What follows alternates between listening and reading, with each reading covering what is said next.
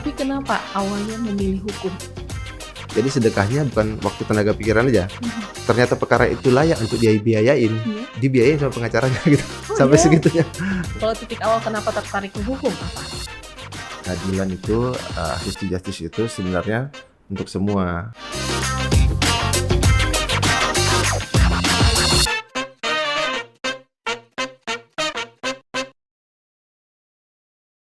Hai, selamat datang di YouCast bersama saya Vida, dan hari ini kita kedatangan tamu istimewa, seorang advokat, Bang Muhammad Indra Klana. Selamat datang, Bang.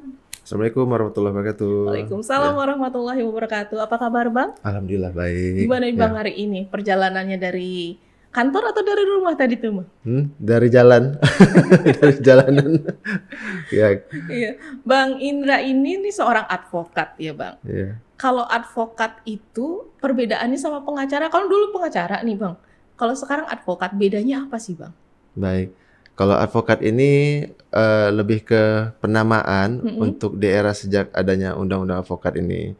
Memang dulu disebutnya seringnya pengacara ya. Pengacara itu kan sebenarnya terbatas di era dulu, hanya berpraktek di pengadilannya saja yang diberikan izin praktek. Iya. Kalau sekarang advokat ini lebih meluas, bisa se-Indonesia pelayanannya. Oh iya, berarti Iya. sekarang Abang bisa praktek di Papua?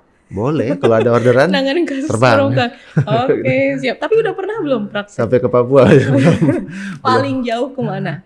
Paling jauh Hah? masih sekitar WIB lah. WIB WIB aja. aja. WITW. Timur belum lah ya. Timur belum gitu. Tapi pengen nggak, Bang? Pengen untuk ada jam terbang ke sana, insya Allah pengen. Tapi kalau klien sebatas untuk jarak jauh ada gitu. Layanan kita juga melayani sampai ke mana-mana. Bisa jadi mungkin era digital sekarang ya, kan layanan itu bisa litigasi, Iya. harus hadir badan di sana karena prakteknya litigasi. Ada juga non litigasi yang salah satunya membuat legal advice gitu, seperti legal drafting, bahasa sederhananya itu memberikan saran-saran hukum kan, kayak konsultan hukum, atau membuat sebuah dokumen-dokumen hukum, orderan-orderan seperti itu bisa ada dari jarak jauh. Bahkan saya juga pernah dapat orderan dari salah satu kliennya memang orang Indonesia tapi tinggal di luar negeri, di Inggris gitu, atau di Singapura gitu. Biasa kita karena dekat sama negara tetangga kan, alhamdulillah orderan-orderan seperti itu, negeri jiran ada. Oh, keren banget. Gitu. Sampai ke luar Papua negeri. paling jauh ada di daerah-daerah timur ya, orderan jarak jauh paling seperti itu, tidak dengan litigasi hadir kita. Oke. Advice lah dominannya. Tapi kalau advice kayak gitu tuh di Indonesia itu tuh kan hukum itu masih mindsetnya tumpul ke atas, tajam ke bawah. Itu gimana tuh, Bang? Oh, tidak juga. Insya Allah semua equality before the law. Keadilan itu, access to justice itu sebenarnya untuk semua, gitu kan. Memang itu kedengaran seperti retorika ya. Dengan retorika yang seolah-olah, ini cuma lip service nih, gitu. Tapi insya Allah sekarang memang kita harus tahu equality before the law itu maksudnya kan semua sama di mata hukum, gitu. Udah ada aturan-aturan bakunya, tinggal balik lagi manusianya atau oknumnya nih tadi mau berbuat seperti apa gitu. Yang punya kewenangan masihkah abuse of power gitu, kesewenang-wenangan, atau mungkin dari yang penerima bantuan hukumnya punya nggak informasi untuk meraih keadilan tadi gitu. Yang terjadi memang tantangannya para korban baik maupun pelaku gitu, mereka ini sebenarnya punya hak-hak hukum tapi tidak diraihnya atau tidak yang dibantu oleh uluran tangan tadi. Makanya penting peran dari advokat lah yang hadir. Makanya advokat tuh ada kewajiban juga untuk melaksanakan bantuan hukum cuma-cuma gitu ke masyarakat yang membutuhkan dan orang tidak mampu. Belum lagi di Indonesia sekarang melalui Kementerian Hukum dan Hak Asasi Manusia sebelumnya, yang sekarang sudah dipecah ya. Jadi ada 3 kementerian ya, Kementerian Hukum, Kementerian HAM, dan Kementerian Imigrasi dan Pemasyarakatan. Tapi waktu kemarin masih berbentuk Kemenkumham, kita bermitra itu ada yang namanya dibentuk OBH mitra yang bekerja sama, nanti diberikan anggaran seperti bantuan-bantuan hukum untuk orang tidak mampu tadi, bisa meraihnya dengan mengajukan surat keterangan tidak mampu ke OBH-OBH tadi. Oke. Salah satunya organisasi yang saya pimpin juga gitu. Apa tuh Bang?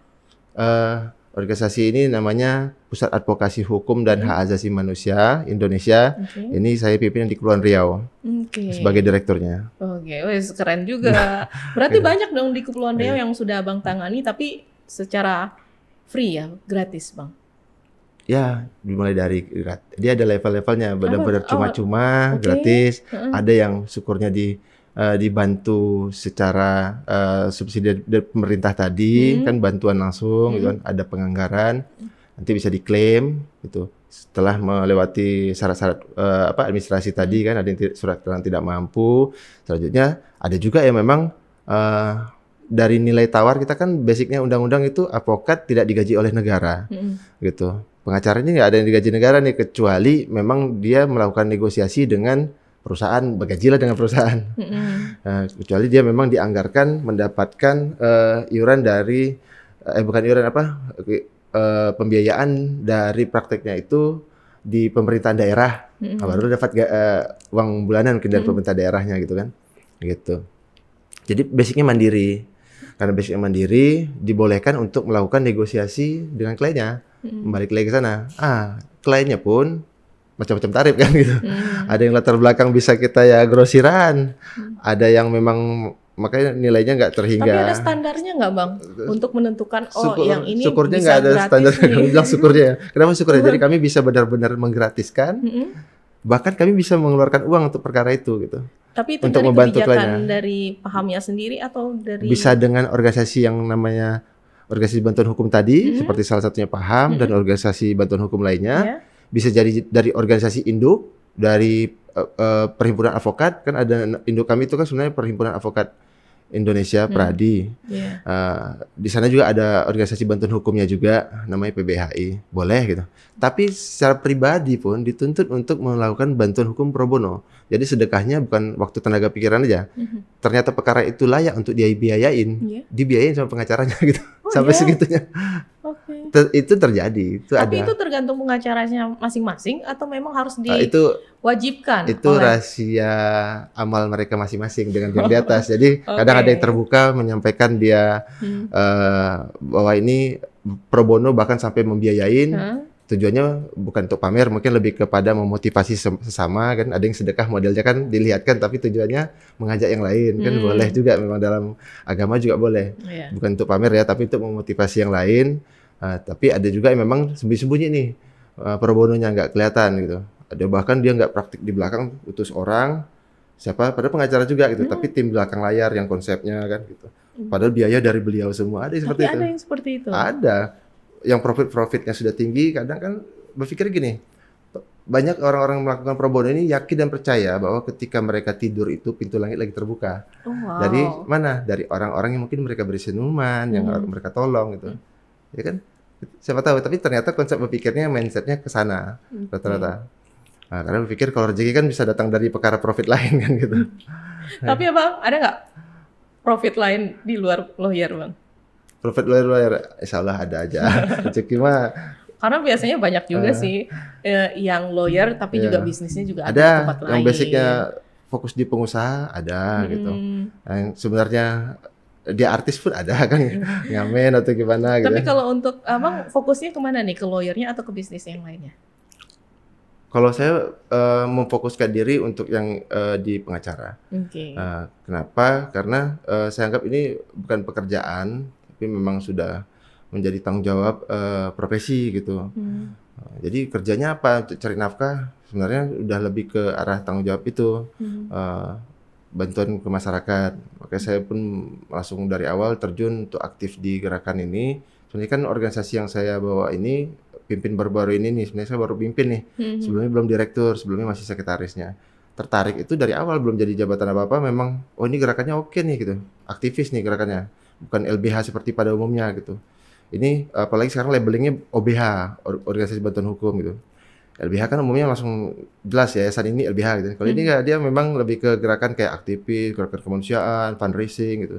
aksi-aksi penolakan perlawanan oposisi terhadap pemerintah terkadang bisa seperti itu gitu. Berarti Ya. mulai masuk ke Dari sebelum saya jadi lawyer, udah paham tuh, udah simpatisannya udah gerak juga. dari masih kuliah atau Kuliah belum kenal. Oh, belum. Kuliah belum kenal, cuman baru lebih ke apa? Mencari lah kan mana nih organisasi yang pas untuk gerakan-gerakan seperti itu. Gitu. oke. Tertarik mulai dulu kan lihat kayak kontras gerakan dulu waktu era zaman terkenalnya Iya. Jawa Orde Baru ya. Kan menarik gerakan seperti itu. Ternyata ketemunya jodoh setelah saya fokus di ini apa? Pengen jadi pengacara ini kan, jadi advokat ini. Ketemu organisasi yang matching gitu. Kalau jadi advokat ini udah berapa lama, Pak? Advokat ya. Saya ini lulusnya 2015 untuk ujian profesinya di advokat. Tapi waktu itu saya memilih untuk situasi ya waktu itu kayaknya kondisional juga yang membuat ya memang harus di 2016. Jadi di awal 2016 baru betul-betul disumpah jadi advokat gitu. Karena waktu itu musim apa ya? Waktu itu musim kabut ya. Tapi sebelumnya advokat itu kan ada pendidikannya sendiri setelah jadi sarjana hukum kan, Bang ya? Iya, jadi tidak semua sarjana hukum bisa langsung jadi advokat serta merta gitu. Iya. Jadi harus ada lagi pendidikan khusus profesi advokat gitu. Harus ada ujiannya gitu kan. Kalau di harus hukumnya, ambil prakteknya, magangnya. Fakultas hukumnya di mana, Bang, kalau boleh tahu? Saya dulu di Universitas Pasundan Bandung. Oh, merantau ya, Bang? Merantau memang gitu. Tapi kalau merantau itu dibiayai per orang tua atau memang kita ada yang dengan prinsip kita membiayai kuliah sendiri nih. Ada yang masih dibiayai orang tua. Kalau Abang yang seperti apa, Di Bang? mix lah, di mix. Oh, di mix. Memang dari awal orang tua juga yang ngutus ke sana. Gitu kan, seringnya waktu ternyata ada kejadian-kejadian memang yang ya namanya kita dinamika kehidupan kan. Orang tua waktu itu meninggal juga kan. Yang bapak meninggal, jadi memang harus ada cari solusi perjuangan agar kuliah itu tetap diteruskan gitu. Tapi kenapa awalnya memilih hukum? Karena kan jurusan banyak. Justru bahkan saya waktu itu daftarnya apa namanya kalau ujian untuk masuk negeri itu ya. Dulu namanya sebutannya apa? UPTN, ya. UPTN, SPMB itu ya, Iya. sebutan itu ya. Apa namanya? UPTN dong sekarang ya. Yes. Jadi saya waktu dulu tertarik ambilnya seni, malah pendidikan iya? seni, seni musik saya ambil, malah seni musik, satu lagi ambil hukum gitu. Gitu. Jadi ternyata keputusan dari bapak saya bilang ini, jangan, udahlah pindah aja, fokusin di sini aja formilnya gitu. Itu kan sambil bisa jalan gitu ya. Untuk di seni. Berarti udah lulus. Udah dibeliin gitar. Udah lulus itunya, musiknya. Untungnya belum, udah tes. Udah Udah tes. ujian gitu kan. Tuh, bilang udahlah fokus di sini aja dulu di hukum. Jadi waktu itu kebetulan memang nggak lulus juga kan. Nggak lulus juga, semuanya nggak lulus supaya bang rezeki masuk negeri kan. Iya. Rezeki masuk swasta gitu. Oke, berarti di universitas apa, swasta di Bandung? Pasundan. Apa? Oh, di Pasundan. Nggak pengen milih ekonomi atau yang lain gitu, Bang? Passion sih ya memang. Saya bergerak karena Berarti emang udah passion. passionnya dari dulu Passion di mungkin hukum ya. sama musik. Iya, sebenarnya tertarik juga dari zaman sekolah juga, ada tertarik lihat isu politik gitu kan. Karena orang tua juga praktisi politik juga kan. Politikus orang tua. Jadi kebetulan jadi kebawa isu-isu itulah dari sekolah, ada kebawa isu hukum. Jadi akhirnya menarik sih hukum gitu. Oke, tapi di kampus itu ikut aktivis nggak? Ikut beraktivitas organisasi Ya, kampus? biasa standar organisasi kampus, ikutlah gitu. Apa tuh, Bang? Macam yang organisasi seninya ikut, organisasi Oh, yang iya. di mahasiswanya ikut gitu. Salah satunya apa, Bang?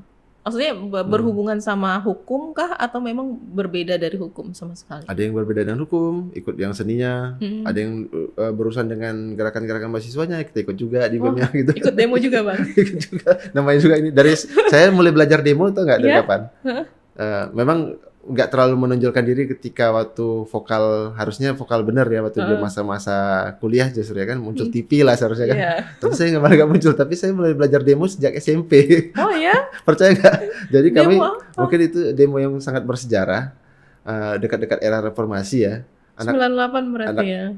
Waktu itu saya SMP masih masih tahun berapa ya? Lupa ya. Iya, 98 Kayak saya berarti setelah ya. 98 lah, tapi setelah Oke. itu seharusnya kan yang demo mahasiswa SMA lah paling tidak kan. Ini SMP demo waktu itu. Di Tanjung Jadi Pinang? Tanjung Pinang SMP. Oh, iya. Itu fenomenal, memang pernah SMP demo.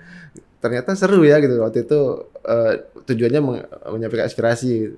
Memang biasalah masih anak-anak yang nggak tahu mana benar atau salah ya, jelas aspirasi dulu. Rame-rame kami sampai melakukan apa kalau jalan rame-rame itu kayak pawai atau kirap gitu, Konvoy, sampai ke ya. konvoy ke kantor dinas pendidikan itu, wah itu menarik banget sampai kayak gitu pernah. Berarti itu menjadi titik awal Orasi gitu kan, untuk lucu juga. menjadi masuk ke hukum, berarti awal dari Sebenarnya situ. bukan karena itu Jadi, kan pengalaman pernah itu aja ya, ikut demo gitu. Kalau titik awal kenapa tertarik ke hukum apa?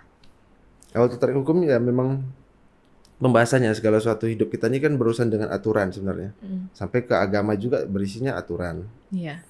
Jadi pelan-pelan hukum juga saran dari orang tua kan, ambil hukum lebih baik untuk ke depan gitu, karena banyak aspek pasti ke sana. Politik pun nanti masuk juga ke sana kok. Gitu. Makin diyakini orang tua kan gitu. Udah yakin akhirnya seni nggak bisa tinggalin dengan cara apa? Tetap berpraktek walaupun nggak ngambil pendidikannya gitu. Berarti main band. Ngeband, ngamen dulu memang. Sempat ngamen juga, nggak dibilang ngafe aja. Benar-benar ngamen, misalnya ada warung-warung pecel lele apa gitu, kita masuk itu nyanyi juga. Memang nyari duit juga kebetulan. Karena pernah sempat kena momen embargo ya. Orang tua menjelang sakit, menjelang sebelum wafat, kondisi keuangan kan juga ngaruh atau gimana kan. Embargo, benar-benar embargo, suruh pokoknya pulang jadi ASN atau ikut dulu sini jadi pegawai gitu kan. Nanti atau siapa tahu jadi ASN gitu kan. Zaman dulu kan kayaknya muda ya makanya. Masuk dulu yang penting kerja, nanti berproses lah gitu. Ya mau nih karena udah telanjur kuliah kan. Ngebuat di sana sampai benar-benar kerasa di embargo, ya mau nggak mau kita cari solusi untuk di situ berpikir untuk mandiri, untuk bekerja gimana kan, macam-macam lah kita kerjain. Apa aja yang dikerjain? Apa yang bisa dikerjain? Kebetulan bisa nyanyi, ngamen. Berarti ngamen main gitar aja atau nyanyi juga bang? Sekaligus gitu. Kebetulan setiap manggung gitar sekaligus seringnya sambil nyanyi. Berarti di Bandung waktu itu pas pada saat krisis itu tuh nah, itu krisis banget tuh pribadi. Krisis banget rasanya. Itu apa aja segala cara mau untuk yang berurusan dengan entertain, macam-macam kerjaan lah. Bahkan jadi pedagang kaki lima pun udah ya. Oh ya. Sudah. Yang pernah dilakukan apa aja tuh? Ngamen, pada pedagang kaki lima, jadi MC, belajar jadi MC dari sana juga tuh. Oh ya. Jadi MC, jadi public speaking kan harus belajar di situ. Tapi nggak apa-apa, itu masa-masa kristalisasi kan, mungkin untuk belajar public speaking dari MC dulu kan. Terus ikut IO, apa semua macam-macam udah.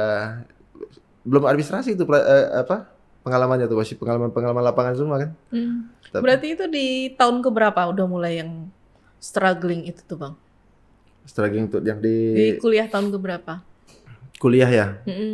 Wah, baru sadar tuh ketika ini teman-teman udah pada lulus. Saya terlambat juga.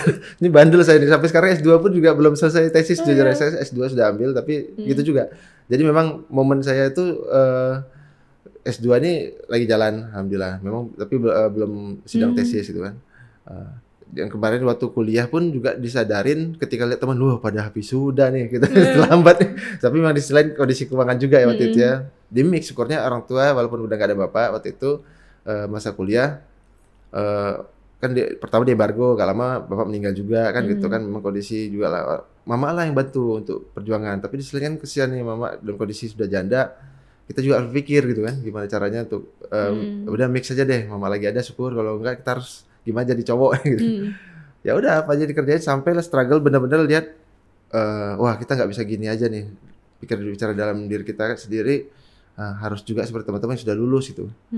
Di sisi lain sempat juga dilema pilih absen datang hadir tugas atau kerja nih, sebentar besok hari rupanya ada jadwal nge-MC, duit juga pikirnya untuk bayar kuliah juga kan, sempat di masa-masa seperti itu gitu. Atau tiba-tiba teman bilang buka lapak di sana, kita harus ke Jakarta pula waktu itu buka lapak ya kan. Aduh sedang lagi ini duit juga pikirnya dilema. Berarti lamanya berapa lama tuh bang?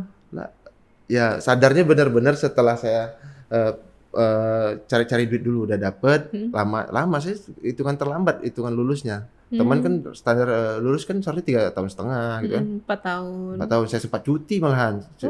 Ya, jadi membuat itu lama. Ketika daftar Pasundan itu udah terlambat. Saya daftar Pasundan itu terlambat. Teman-teman yang 2004 lulus, saya kan SMA lulus 2004. Begitu lulus kan masuk langsung kuliah gitu kan. Saya pernah sempat hitungannya ketinggalan karena masuk 2006. Di Pasundan. Begitu mau daftar teman bilang, ngapain baru daftar, orang udah mau lulus. 2006 itu udah siap-siap pada mau skripsi. Udahlah gitu daftar lambat lagi karena kondisi keuangan tadi kan, kondisi saya juga hiruk pikuk, seharusnya kan diselesaikan cepat gitu. Endingnya lama ya, teman-teman udah pada lulus juga 2006, saya sempat cuti lagi, lama hitungannya jadi kayak 5 tahun hampir ya, 4,5 tahun lah antar gitu. Lama jadi karena cuti lagi setahun saya waktu itu. Cuti 1 semester, habis itu nanti masuk, nanti cuti lagi gitu-gitu. Karena duit gak ada, event dulu sampai gitu-gitu. untuk perjuangannya biar bisa sarjana hukum. Karena terlanjur komit pengen lulus gitu. Padahal di sini dia bilang pulang, udah kerja aja di sini, balik sini kan bantu orang tua, ada tinggal sendiri ibu kan gitu. Tapi karena struggle tadi sadar lihat orang sudah pada lulus nih, saya harus lulus nih kayaknya. Tapi hasilnya kan sekarang alhamdulillah jadi lulus juga. Oke, Bang. Waktu pikir-pikir memang udah macam-macam sampai ya. Iya. Dan kalau nih struggle di masa kuliah, sekarang pada saat masa setelah kuliah, apa yang dilakukan nih Bang? Apakah langsung kerja atau seperti apa Bang? Ya, dari masa kuliah juga sudah kerja ya, udah macam-macam dikerjain sampai juga masa kuliah pun juga kita nyambung aja gitu untuk bekerja gitu.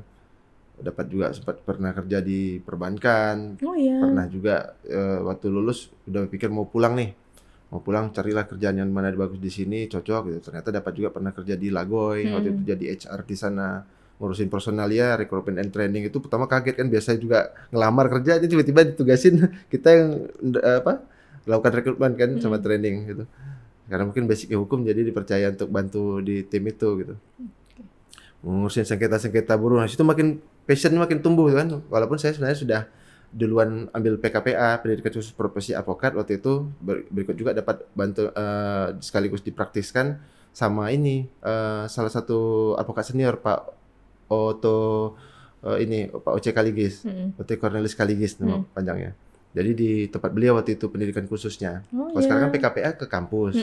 Kalau era dulu boleh di tempat praktisinya yang senior yang punya izin untuk buat pendidikan khusus tadi. Wah, itu pengalaman yang udah dapat nih pengalaman itu. Jadi begitu sampai kerja di sini dipercaya itu mungkin kan ngurusin sengketa sama sama syarikat gitu kan. Buat aturan. Lama-lama passion itu mungkin tumbuh. Udahlah, harus betul-betul jadi advokat nih kan, nggak bisa kemana-mana karir. Akhirnya memantapkan diri. Pelan-pelan angsur-angsur, kumpulin yang harus dikumpulkan untuk menjadi syarat-syarat tadi. Gitu. Sampailah ujian pun ngetes 2 kali, nggak langsung lulus ya. Karena memang di programnya yang organisasi Pradi ini kompetensi yang utamain.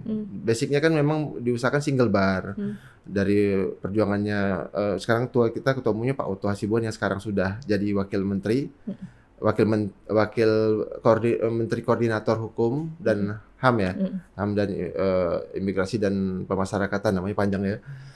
Jadi yang sekarang menterinya Pak Yusril Iza Mahendra ya, Pak Yusril juga orang Pradi sebenarnya, masuk jadi anggota Pradi. Jadi ketika dibentuknya ini organisasi tujuannya biar satu gitu. Gitu. Jadi ketika mau ngusahain memang nggak mudah masuk ke sini nih. Jadi harus betul-betul tekad lah gimana cara ngetesnya, ujiannya biar bisa dapat sampai 2 kali baru dapat.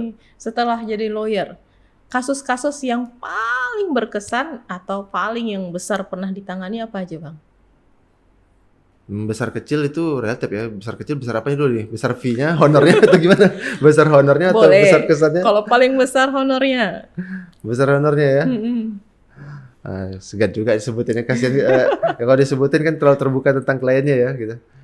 Poin utamanya kalau besar tuh berbareng sih. Besar juga risikonya, besar juga pekarnya, memang besar juga honornya gitu. Adalah. Salah satunya kan juga umumnya sih perdata gitu. Banyak orang bilang kalau misalnya perkara perdata pasti besar nih, ya memang besar. Kalau pidana tuh dominan perkara besar-besar, banyakannya tipikor ya, karena berurusan dengan uang kan gitu. Itu biasa perkara-perkara besar nih gitu. Saya kebetulan memang nggak pegang tipikor, saya fokusnya lebih ke perkara yang pidana umum gitu. Pernah bertekad pengen ambil tipikor waktu itu ketika baru sadar, saya pernah berazam nggak mau terima perkara tipikor lah gitu, karena dapat informasi yang salah, katanya kalau mau masuk dalam rekrutmen KPK itu jangan pernah nangani perkara tipikor. Rupanya informasi itu salah, saya bisa-bisanya orang hukum salah informasi.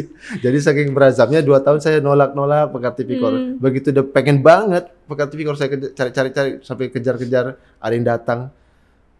Perkara tipikornya nggak pernah bisa jadi penanganan sampai sekarang. Curhat ceritanya. Dan bahkan ada yang benar saya perkara waktu itu saya tanganin, saya kira bakal jadi tipikor. Waktu itu salah satu aparatur penegak hukum, bagian dari itulah ya, bagian dari instansi hukum itu. Saya bantu dampingin, kirain bakal tipikor nih. Rupanya begitu naik sidang jadi perkara pidana umum. Wah, berarti Allah belum ngizinin saya pegang tipikor nih. Jadi perkara yang besar saya pernah nangani benar-benar. Kalau untuk perdata, perkara tanah standar lah gitu. Kalau perkara yang paling berkesan, yang sampai sekarang tuh diingat, wah nih keren banget nih perkara. Keren ya. Maksudnya biasanya kalau Agak berkesan bingung nih, banget kalau tuh kan biasanya kan, wow udah struggle, udah ini, akhirnya butuh bisa effort juga. ya. Butuh effort yang Saya harus gede memilah-milah banget. sih yang mana satu, karena kalau dibilang sebutin nanti kayak saya bilang tadi kan khawatir nanti nyebutin kayak air laut masin sendiri nih, terlalu nyebutin nggak mungkin gitu kan, mengakui sebagai asin gitu.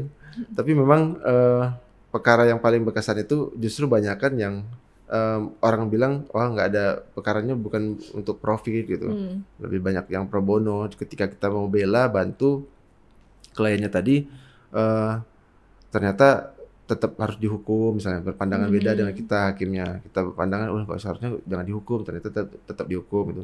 Hal seperti itu yang membuat kita rasanya tuh terngiang-ngiang gitu, pasti teringat gitu. Apalagi kliennya ternyata mengalah pula, udahlah nggak usah diperjuangin lagi, nggak apa-apa, saya memilih tetap di dalam, ternyata bisa melanjutkan tugas saya juga untuk berdakwah katanya. Oh iya, ada yang Jadi kayak ada gitu. gitu, kebetulan pernah dapat klien yang bahkan disabilitas waktu itu, pakai kursi roda. Beliau memang kebetulan ini aktivitasnya kan lebih ke dakwah, ngajar ngaji gitu. Kaget juga kan, bisa kena kita dari perkara itu yang pandangan kita seharusnya jangan sampai tuduhan itu memang sama dia, karena memang dari bukti-bukti ada, saksi-saksi yang ada, pandangan kita ya kayaknya bukan dia gitu. Ada kita hadirkan juga saksi yang sudah bilang, saksi yang meringankan tuh bukan bapak ini gitu. Duanya seperti itu. Jadi ketika kita coba bela nggak berhasil di PN, pengadilan negeri, kita ajaklah upaya hukum banding. Ternyata beliau entah sempat berpikir apakah beliau memang pelakunya atau tidak, tapi beliau bilang gini, nggak apa-apa katanya. Ini memang inilah katanya kan pilihannya kan. Dia memilih untuk tetap di dalam gitu. Karena dalam ternyata alasannya bisa tetap ngajar orang di dalam, ngaji gitu. Jadi masih nyangkut, seharusnya beliau masih bisa kita perjuangin kan, kan ada upaya hukum banding, kasasi gitu. Dan rasa itu sampai sekarang masih terbayang gitu, karena kan saya kebayang kan beliau kondisi di kursi roda gitu. Habis itu juga perkaranya perkara yang tuduhan yang tidak menyenangkan sekali kan gitu. Terbayang-bayang sampai sekarang memang. Itu perasaannya masih, itulah menjadi berat. Jadi relatif ya, bukan karena uang, bukan karena perkaranya. Berarti besar. Itu perkaranya free ya Bang ya? Kita bantuan hukum itu memang, bukan ya, lebih ke arah profit. Kalau profit kan lebih nego-nego gitu. Kadang gitu. Jadi ada kategorinya bantuan hukum tuh, ada yang benar-benar gratis, ada yang benar-benar bahkan bisa dibiayain sama pengacaranya. Ada yang mungkin semampunya, Pak, udah nggak apa-apa, bantu operasional ya berarti ya. Selama ini kan administrasi gitu. Atau mungkin bisa juga negosiasinya diringankan. Oke. Setelah menjadi pengacara, tapi Abang kalau boleh tahu masih banyak juga aktif di tempat-tempat lain Bang? Kayaknya sekarang jadi ini ya Bang, ketua YLC. Oh iya, YLC. YLC itu pengacara juga, yang Lawyers Committee. Untuk di Tanjung Pinang ya jadi ketuanya.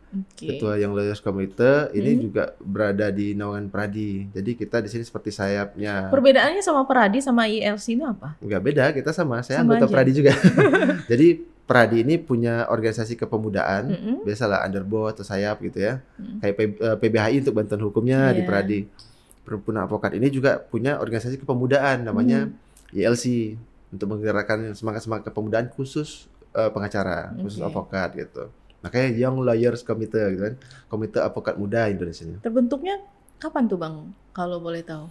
Kalau YLC, Tanjung Pinang. Tanjung Pinang ya. Tanjung Pinang ini baru terbentuk kemarin di 2023. Berarti Abang salah satu pendirinya ya Bang? Ya, kita perintisnya. Kebetulan di Kepulauan Riau belum ada nih. DPC Pradi Batam belum ada, Karimun belum ada. Jadi satu-satunya di Kepulauan Riau baru ada. Ya, saya perdananya lah di Kepulauan Riau. Jadi gitu. Latar belakang kenapa sih pengen bikin YLC? Ini sebenarnya YLC ini amanat dari International Bar Association di luar negeri, itu udah bilang di Indonesia harusnya ada juga dong organisasi kepemudaan untuk mengkaderisasi advokat-advokat muda gitu. Semangat-semangat mudanya ini kan beda nih energinya dengan energi senior kan.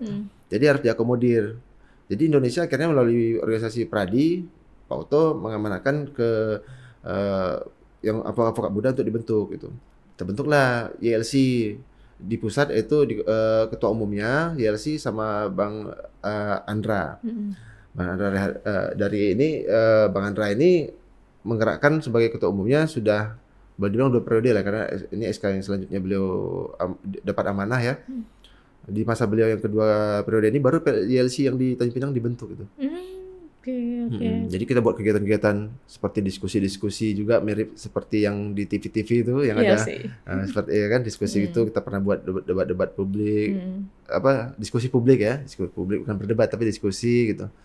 Bahkan mencari problem solve atas perkara-perkara yang baru terjadi seperti kemarin ada kejadian nih korban di salah satu peristiwa laka lantas misalnya kan, apa solusinya, siapa bertanggung jawab gitu. Kalau gitu diskusi seperti itulah. Isu politis pernah juga kita diskusi selama bersangkut dengan masalah hukum gitu. Oke. Berarti kalau YLC ini ada juga bantuan hukumnya, Bang? Dari YLC kita sebenarnya juga ada amanah tersendiri untuk underbawnya itu PBHI. PBHI ini yang melakukan kegiatan bantuan hukum. Tapi YLC juga boleh karena amanahnya kan undang-undang advokat memberikan bantuan hukum. Akhirnya kami juga kadang memberikan bantuan hukum walaupun bukan dengan label surat kuasanya dari YLC bukan seperti itu. Tapi lebih ke bantuan hukum. Ini tim pembela korban ini misalnya kan. Paling gitu kita bantuannya. Selanjutnya nanti kita buat juga kayak konsultasi hukum gratis gitu. Kemarin juga kita menjelang Hari Sumpah Pemuda dan juga dekat dengan hari ulang tahunnya, hari lahirnya YLC ya, yang pertama kemarin baru kita rayain. Kita buat juga agenda menjelang Hari Sumpah Pemuda itu konsultasi hukum gratis di salah satu bazar di Tapi Tanjung banyak Pinang. Bang yang konsultasi hukum. Alhamdulillah ramai karena tahu kan free kan. Kenapa tidak gitu. Segala macam curhat muncul, baik yang itu urusan yang mungkin boleh dibilang tidak profit ya, sampai ke perkara-perkara profit pun nanya ke situ, nggak apa-apa karena kan memang free. Tidak kami sebut juga untuk orang tidak mampu kan. Apapun itu. Siapapun datang jadinya. Sampai ke urusan-urusan yang memang urusan tanah, urusan apa masuk semua gitu. Iya. Dari segala kegiatan Abang full padat nih kayaknya, dari ketua paham, YLC. Sebenarnya yang diinginkan dari hidup Abang tuh apa, Bang? Diinginkan dari siapa? Hidup Abang. Di hidupnya. Prinsip Prinsip. hidupnya. Wah, ini tanya prinsip hidupnya agak lebih dalam nih kan, yang terdalam nih. Soalnya kan kegiatannya udah banyak nih, dari A sampai Z udah banyak, bisnis juga ada. Nah, hidupnya Abang prinsipnya seperti apa? Tujuan hidup Abang tuh sebenarnya apa sih yang mau dituju gitu? Hidup ya. Tujuan hidup kita ya sebenarnya kalau bicara keagamaan, tujuan hidup kita ini kan intinya ibadah ya. Ibadahnya memang apapun kerjaan, apapun profesinya, ya ujungnya ibadah sepanjang zaman lah ya. Memang mau nggak mau seperti itu memang tujuan hidup. Kalau bisa memang bermanfaat lebih bagus gitu. Karena kalau hidup untuk bermanfaat diri sendiri itu kan makan sendiri aja di Mansur nih istilahnya sekarang. Kalau bisa memang ada manfaatnya. Jadi orientasi kita berpikir kalau bisa memang ya, ada hidup, tahu bahwa akan ada hidup setelah mati itu hidup lagi gitu.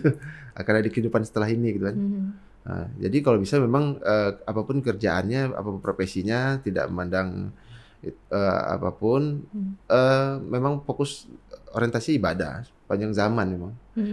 Berbaktilah hidup sepanjang zaman kan dari hadis lah gitu kan.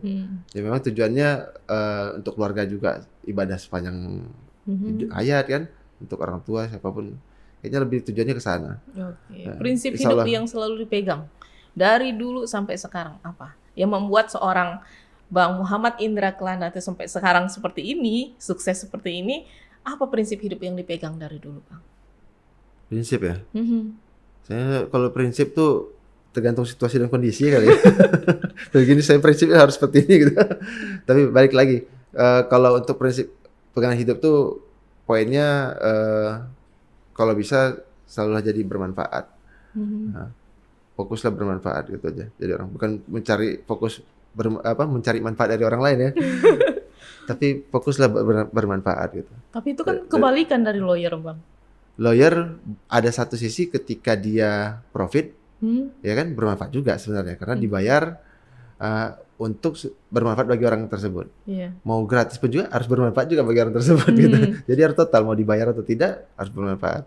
Jadi sebisa mungkin memang kalau kita bekerja apapun lebih dari apa yang kita dibayarkan gitu, insya Allah nanti muncul sendiri tuh uang rezeki lebih dari yang kita kerjakan itu sebenarnya. Asal kita mau nggak kerjain lebih gitu. Berarti kerja dengan tulus, ikhlas ya Bang. Itu standar retorika lah ya. Ada orang bilang kita tulus ikhlas gak nih gitu, bilang itu. Atau takut dibilang hipokrit atau gimana kan. Karena ekspektasinya kan bedanya cuma satu aja. Ada yang pengen di depan atau di belakang kan, bedanya cuma situ. Kalau misalnya yang instan bayar di depan. Kalau itu kan berharap juga ujungnya di belakang kan gitu. Tapi memang akan lebih baik ketika orientasi kita tuh pikirnya memang ketika apapun bantu ibadah bermanfaat, karena endingnya kan urusannya keagamaan juga nih gitu. Yakin kalau memang nanti bermanfaat pasti dapat di balasan gitu. Seperti prinsip tadi kan, ketika kita yakin kita bermanfaat bagi orang dengan bantuan hukum, walaupun lagi nggak dibayar nggak apa-apa karena memang undang-undangnya udah ngatur juga harus bantu ketika orang memang tidak mampu. Apalagi sekarang sudah ada bantuan subsidi dari pemerintah, misalnya untuk tidak mampu SKTM bantu aja. Tapi gitu. kalau konsultasi hukum sama Abang bayar nggak Bang? Ada yang bayar ada nggak? Kalau bayar ada waktu tarif bayarnya. Isi formulir tahu, oh ada bayar sejam ya. Yang menentukan kalau ini bayar atau tidak apa Bang? Tidak mampunya tadi latar belakang menentukan. Ternyata tidak mampu, otomatis kita gratiskan. Gitu. Atau mungkin memenuhi syarat-syarat untuk bisa kita dispensasi lah gitu. Ada lagi nih Bang, hukum itu ada pertentangan batin nggak dengan prinsip hidup Abang yang lebih ke agama ya Bang ya? Karena hukum ada yang bilang gini, di hukum itu satu kaki itu udah di neraka. Ya. Gimana tuh Bang? Ya betul itu. Kalau ada misalnya, pertentangan batin nggak Bang? Betul, itu jadi umumnya masyarakat menyampaikan seperti itu karena melihat peristiwa-peristiwa yang ada. Secara empiris mereka menyaksikan, jadi akhirnya realis pragmatis itu muncul nih. Kayak gini kok kejadiannya, kepuasannya seperti ini gitu. Karena di lapangan sendiri banyak terjadi peristiwa-peristiwa hukum yang jalur kiri gitu kan. Kita bilangnya jalur kiri kan. Baik semua profesi ada oknumnya gitu. Di advokat ada juga, ketangkap juga masalah hukum. Aparatur lain semua juga ada gitu kan, sampai ke yang mulia juga majelis hakim ada yang ketangkap baru sebahasan ini kan yang heboh itu kan. Siapa aja bisa menjadi oknum. Biasanya kalau dikumpul-kumpul oknum semua gitu. Tapi balik lagi, makanya harus punya prinsip hidup tadi. Kalau orientasi kita berpikir akhirat, gitu, nggak usah khawatir gitu. Rezeki itu ada, gitu. Karena saya pernah dapat ceramah itu jadi menarik, itu yang buat saya akhirnya udahlah total lah gitu. Udahlah nggak usah ambil jalur yang kaki kiri di neraka gitu. Karena memang godaan untuk ke arah sana itu kuat sekali gitu. Bahkan kita nggak mau pun digoda-goda. Kadang udah jelas nih bantuan pro bono disenggol-senggol. Ya, bisa tuh dapat tuh gini. Mau dibantu gimana ya? Kita ini juga dia orang tak mampu sebenarnya. Kita aja bantu gini, masa mau dipalakin sebenarnya gitu. Saya gituin kadang-kadang sama mungkin yang nakal-nakal tadi kan. Profesi apa aja atau kerjaan apa aja gitu bisa menggoda kita selama mendampingi bantuan hukum tadi. Tapi ketika kita berpikirnya, ada satu ceramah tadi saya belum sampaikan. Saya dengar gini, udah fokus saja untuk menanam padi. Ibaratnya menanam padi ini menanam urusan akhirat. Karena kalau menanam padi itu kita tahu kalau misalnya urusan dunia itu ibarat menanam rumput. Gitu. Nanam rumput gak akan tumbuh padi. Nah, urusan akhirat belum tentu kok muncul gitu. Tapi kalau kita fokus untuk orientasinya urusan akhirat, menanam padi, rumput itu ilalang tuh tumbuh subur dengan sendirinya, datang dari mana saja. Jadi pemikiran seperti itu ketanam sama pikiran saya juga sih. Sampai sekarang fokus di pro bono, fokus di organisasi ini, ternyata diamanahkan jadi pimpinannya di Direktur Paham Kepri gitu kan. Terus saya juga di ketua YLC Tanjung Pinang gitu kan. Bergerak juga di organisasi-organisasi lainnya, tapi memang prinsip pertama tuh matching nih sama profesi saya nih. Cocok nih karena profesi ini sewaktu-waktu, karena kan nggak digaji negara ya. Penegak hukum rata-rata digaji negara. Kita nggak digaji negara, negosiasi boleh melakukan pembiayaan tanpa ada batas kan, tergantung kemampuan dari kliennya, sepakatan. Bahkan bisa gratis, matching kan jadinya gitu. Bahkan harus bantuan hukum sampai ke uangnya gitu. Waktu tenaga pikiran sampai uang pun bisa dikeluarin untuk bantu itu gitu.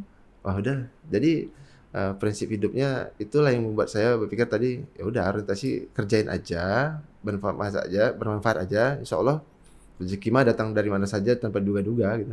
Rezeki nggak kemana ya? Nggak kemana gitu.